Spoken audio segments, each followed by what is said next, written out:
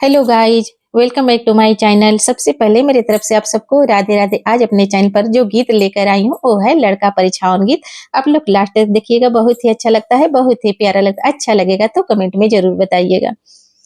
हमेरो कामना पपदू अरे बाजन बाजे लाल दह के चिड़ैया सब खिलली आकाश लाल दह के चिड़ैया सब खिलली आकाश।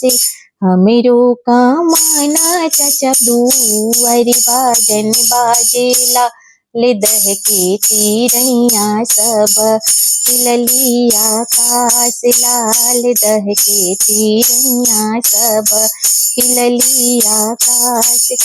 का तू चिड़ैया सब खिललू आकाश ले हमरो कमना बबुआ बिहान जात लाल हमरो कमना बबुआ बिहान जात।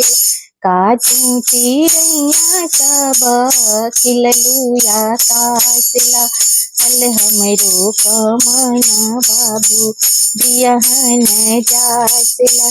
हमरो कामना भैया दूर बाजन बाजेला ले दह के चिड़ैया सब खिलली आकाश लाल दह के चिड़ैया सब खिलली आकाश।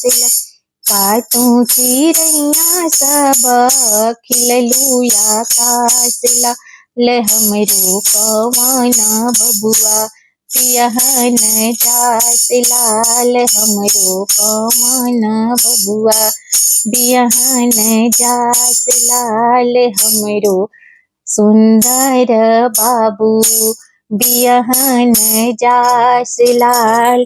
अगर मेरा ये गीत आप लोग को अच्छा लगा होगा तो कमेंट में जरूर बताइएगा और शेयर भी कीजिएगा। फिर मिलती हूँ अगले वीडियो में अगले गीत के साथ। तब तक मेरी तरफ से आप सबको राधे राधे।